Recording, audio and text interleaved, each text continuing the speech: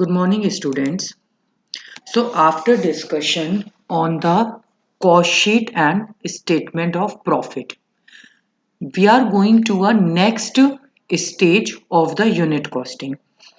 अभी तक मैंने आपको जितने भी क्वेश्चंस करवाए हैं उनमें मैंने आपको क्या बताया कि how to prepare cost sheet, how to prepare statement of profit, how to calculate cost, how to calculate profit. Okay, लेकिन वो सारा किस पर बेस था? जो प्रोडक्शन हो चुका उस पर, कि प्रोडक्शन हो चुका है, अब आपको एक्सपेंसेस भी हो चुके हैं, आपको उससे रिलेटेड कॉस्ट शीट बनानी थी या स्टेटमेंट ऑफ प्रॉफिट बनाना था. ठीक है, उस पॉइंट से इस वाले पॉइंट को डिस्कस करने से पहले वो हमने जितना भी कंप्लीट किया उससे आपका यूनिट और आउटपुट कॉस्टिंग फर्स्ट कंप्लीट हो गया है. ठीक है, now I am going to start as per your book unit और आउटपुट कॉस्टिंग सेकंड. इसमें हम पढ़ेंगे calculation of estimates, tender and quotation price. Okay, आप लोगों की बुक में यूनिट और आउटपुट कॉस्टिंग सेकंड करके जो चैप्टर दिया हुआ है हम अब वो स्टार्ट कर रहे हैं. इस चैप्टर में भी हम कॉस्ट शीट ही बनाएंगे. बस फर्क क्या है कि इससे पहले वाले आउटपुट कॉस्टिंग फर्स्ट में प्रोडक्ट हमने कॉस्ट शीट जो बनाई है वो उस प्रोडक्शन से रिलेटेड है जो प्रोडक्शन हो चुका है, मैन्युफैक्चरिंग हो चुकी है. अब आउटपुट कॉस्टिंग सेकंड चैप्टर में हम जो कॉस्ट शीट बनाया करेंगे वो होगा एस्टिमेशन. यानी आपको इसमें इस तरीके से क्वेश्चन दिया हुआ होगा कि आपको एक ओल्ड डेटा दिया हुआ होगा, पहले आप उस पर कॉस्ट शीट बनाओगे और आपको एक फ्यूचर बजट बनाना होगा for the future production which should be based on the old one. Okay, let's see this in this question.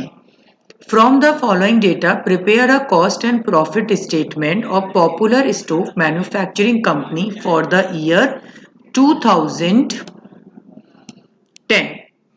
These are the expenses. Now, 500 stoves were manufactured during this, यानी ये इसके expenses हैं. Company has to quote for the supply of 2000 stoves in 2011. यानी आपके पास 2 years का data है, 2010 का production हो चुका है तो इसकी हम सिंपल कॉस्ट शीट बनाएंगे. एंड 2011 में कंपनी जो 2000 स्टोव्स मैन्युफैक्चर करना चाहती है उसमें एक्सपेंसेस में जो भी प्रपोज्ड चेंजेस हैं वो ये रहे. इनको ध्यान में रखते हुए आपको क्या करना है? Assuming that the cost per unit of overheads remain the same as in the previous year, prepare a statement showing quotation price. अगर आपको क्वेश्चन में quotation price कहा हुआ है इसका मतलब है कि आपको बजटेड कॉस्ट शीट बनानी है. ओके, सो बजटेड कॉस्ट शीट बनाने के लिए हम ऑलवेज पहले जो प्रेजेंट कॉस्ट शीट है, जैसे 2010 इसका प्रेजेंट हो गया, इसकी कॉस्ट शीट बनाएंगे. ठीक है, ये पूरी जो प्रेजेंट कॉस्ट शीट बनेगी वो किसके बेस पे बनेगी? जो आपके रियल में एक्सपेंसेस हुए हैं. ओके, जो आपको इस क्वेश्चन में दिए हुए हैं, जो भी आपके रियल में एक्सपेंसेस हुए हैं. ओके, ये सारे आपके यहां पर दे रखे हैं, ये वाले. ठीक है, और 2010 का आउटपुट कितना था?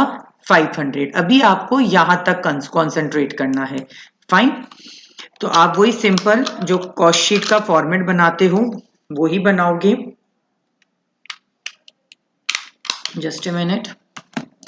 जो आप सिंपल कॉस्ट शीट का फॉर्मेट बनाते हैं वो बनाया हमने. यहाँ पे देखिए, statement of cost and profit. Profit statement यहाँ पे अलग से बनाने की जरूरत नहीं है क्योंकि यहाँ पर हमारा मेन फोकस नेक्स्ट ईयर के लिए बजटेड कॉस्ट शीट बनाकर कोटेशन प्राइस फाइंड आउट करना है. तो हम सारे एडजस्टमेंट एक ही कॉस्ट शीट में करेंगे. ठीक है, आउटपुट ये हो गया, वही particular total cost and per unit cost. ठीक है, ये आप खुद बना सकते हैं, इसलिए मैं इसको डिटेल में डिस्कस नहीं कर रही हूं।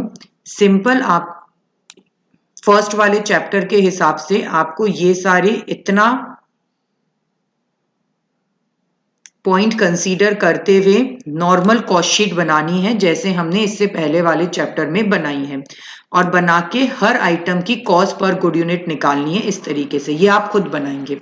Now I am moving on this.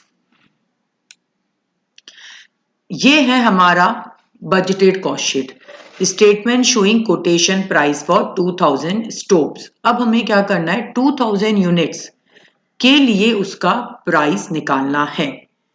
यहां पर बनाते समय हम जो इसके पैराग्राफ में चेंजेस हैं उस पर ध्यान करेंगे। ठीक है, अब पैराग्राफ के चेंजेस को आप देखिए, इसने क्या क्या लिख रखा है।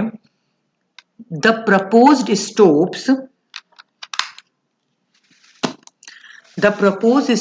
are uniform quality and make and similar to those manufactured in the previous year, यानी सब कुछ सेम है, but cost of material has increased by 15%।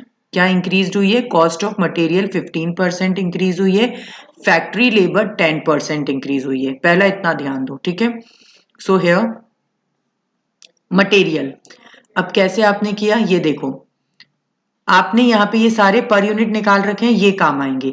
आपका मटेरियल का पर यूनिट कितना निकला है, 40 रुपीज। सो कैसे किया आपने, मटेरियल 40 रुपीज है, तो 40 रुपीज के हिसाब से 40 इंटू 2000 कितना हुआ, 80,000। इस पर ये कितने परसेंट से इंक्रीज किया है, 15%, तो 80,000 का 15% निकाल दिया। सो फाइनल जो आपका मटेरियल का अमाउंट आया वो क्या आया आपका, 92,000। यानी हमें क्या करना है, चूंकि क्वालिटी में थिंग्स बिल्कुल सेम थी, तो इसका मतलब सेम ही मटेरियल लगा, सब कुछ लगा। तो पहले हमने मटेरियल की पर यूनिट कितनी निकली, 40 रुपीज फर्स्ट कॉस्ट शीट से, वो हमने एज इट इज ले ली, उससे 80,000 आ गया। फिर मटेरियल में इंक्रीमेंट कितना हुआ, 15%, वो आपने 80,000 का 15% इंक्रीज किया, तो फाइनल अमाउंट आ गया 92,000। सेम ऐसे ही इस पॉइंट को आप ऐसे भी कर सकते हो। सी, आप चाहो तो टोटल अमाउंट को 15% से इंक्रीज करो, एंड इफ यू वांट तो आप पर यूनिट अमाउंट को भी 15% से इंक्रीज कर सकते हो। आप चाहो तो 40 रुपीज का 15% निकाल लो। ठीक है, जो भी अमाउंट आ रहा है उसको 40 में ऐड करो एंड इंटू 2000 कर दो। सी, जैसे मैं आपको फैक्ट्री एक्सपेंसेस पे ये पॉइंट करके बताती हूँ। हमारा फैक्ट्री वेजेस कितना है, 60 रुपीज। ओके, 60 रुपीज का 10% इंक्रीज करना है। ठीक है, तो 60 रुपीज का 10% अपना कितना होता है, 6 rupees. So it means 6 plus 60 कितना हो गया, 66। यानी अगर 2000 स्टोव्स बनाना है तो फैक्ट्री वेजेस कितनी लगेगी, 66 रुपीज पर यूनिट, और आपकी यूनिट कितनी है, 2000। तो कितना हो गया आपका, 1,32,000। ठीक है, सो इट्स योर विश, आप चाहें तो जो पर यूनिट निकाली है उसको इंक्रीज करिएगा, और आप चाहें तो टोटल अमाउंट को इंक्रीज करिएगा। ठीक है, मेन आपका आंसर यही आएगा, जैसे यहाँ पे 92,000 आया, यहाँ पे 1,32,000 आया। फिर ये आपकी प्राइम कॉस्ट आ गई। अब आगे क्या कह रहा है वो देखिए, the same percentage of profit on cost as realized during 2010 has to be earned। ये तो प्रॉफिट के लिए कह रहा है, ये बात की बात है। आगे देखो, assuming that the cost per unit of overheads remain the same। क्या लाइन लिखी हुई है, cost per unit of overheads remains the same as previous year। It means आपके फैक्ट्री एक्सपेंसेस पर यूनिट कितने थे, 20 रुपीज, तो वो अब भी 20 ही रहेंगे। Okay, so add factory expenses 2000 into 20, 40,000 rupees. ठीक है, ऐसे ही सेम इस वाली में हमारे ऑफिस एक्सपेंसेस पर यूनिट कितने आए थे, 20 रुपीज, यहाँ स्टूडेंट्स आपको ये ध्यान रखना है कि वो किस पॉइंट को कहाँ पर रिमेन सेम कह रहा है। लाइंस बहुत ध्यान से लर्न कीजिएगा, रीड कीजिएगा, sorry. Overheads cost per unit में सेम है, इसलिए हमने क्या किया, फैक्ट्री एक्सपेंसेस की पर यूनिट पे ध्यान दिया। सेम ऐसे ही ऑफिस एक्सपेंसेस की पर यूनिट कितनी है हमारी, 20 रुपीज, यानी ये 20 रुपीज पर यूनिट सेम रहेंगे, ठीक है।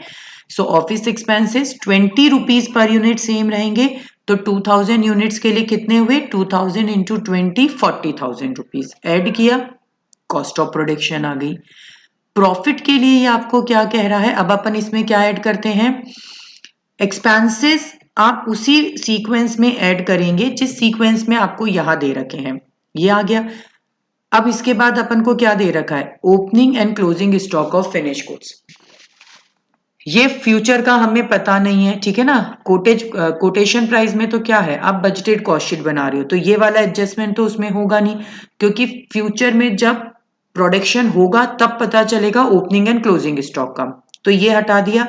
अब इसमें क्या ऐड करना है, profit and selling other expenses इसमें दिए हुए नहीं है, ठीक है।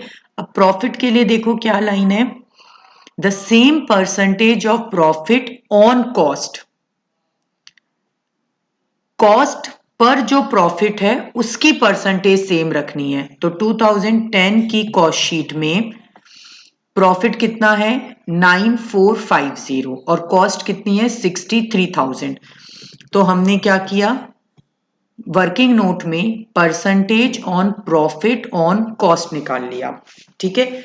यहां पर भी आपको ध्यान रखना होगा कि क्वेश्चन में परसेंटेज ऑफ प्रॉफिट किस पर है, कॉस्ट पर है तो कॉस्ट पे निकालना, सेल्स पर है तो सेल्स पे निकालना। यहाँ कॉस्ट पर थी तो हमने कॉस्ट पे निकाल दी 15%। सो अब इसको यहाँ अप्लाई कर दो, प्रॉफिट 15% ऑन कॉस्ट।